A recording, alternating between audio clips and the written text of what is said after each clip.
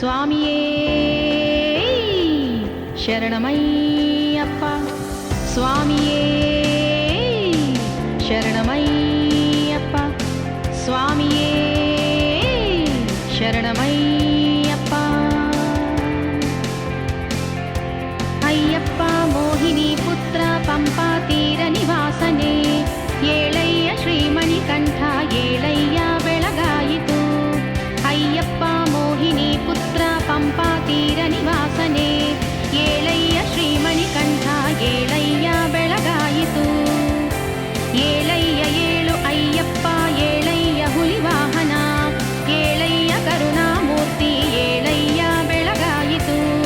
ಏಳಯ್ಯ ಏಳು ಅಯ್ಯಪ್ಪ ಏಳಯ್ಯ ಹುಲಿವಾಹನ, ಏಳಯ್ಯ ಕರುಣಾಮೂರ್ತಿ ಏಳಯ್ಯ ಬೆಳಗಾಯಿತು.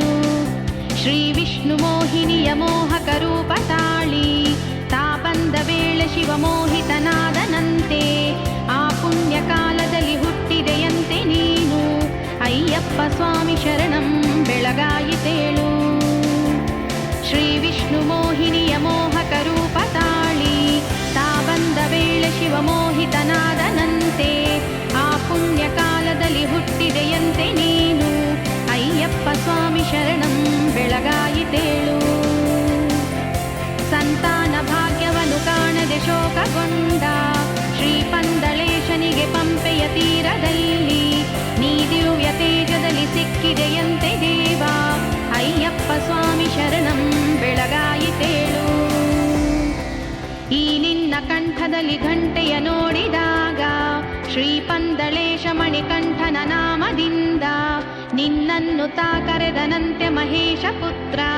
ಅಯ್ಯಪ್ಪ ಸ್ವಾಮಿ ಶರಣಂ ಬೆಳಗಾಯಿತೇಳು. ಶ್ರೀ ಪಂದಳೇಶನಿಗೆ ಕೈಮಗುವಾಗಿ ನೀನು, ಕೈಯಪ್ಪ ನಾಮವನ್ನು ಹೊಂದಿದೆಯಂತೆ ಎಂದು, ಅಯ್ಯಪ್ಪ ನಾಮದಲ್ಲಿ ನಂತರ ಖ್ಯಾತಿ ಪಡೆದೆ. ಅಯ್ಯಪ್ಪ ಸ್ವಾಮಿ ಶರಣಂ ಬೆಳಗಾಯಿತೇಳು. ಶ್ರೀರಾಜಶೇಖರನ ಪತ್ನಿ ಕುತಂತ್ರದಿಂದ ನೋವನ್ನು ತೋರಿ ಹುಲಿಹಾಲನು ಕೇಳಿದಾಗ, ನೀ ತಂದೆಯಂತೆ ಹುಲಿಹಾಲನು ಧೀರ ವೀರ. ಅಯ್ಯಪ್ಪ ಸ್ವಾಮಿ ಶರಣಂ ಬೆಳಗಾಯಿತೇಳು. ನಿನ್ನನ್ನು ಯುದ್ಧದಲ್ಲಿ ಕೊಲ್ಲಲು ರೋಷದಿಂದ, ತಾ ಬಂದಿಹ ಮಹಿಷಿ ರಾಕ್ಷಸಿಯನ್ನು ಕೊಂದು, ನೀ ಹಳ್ಳ ಒಂದರಲ್ಲಿ ತಳ್ಳಿದೆ ಶೂರನಾಗಿ. ಅಯ್ಯಪ್ಪ ಸ್ವಾಮಿ ಶರಣಂ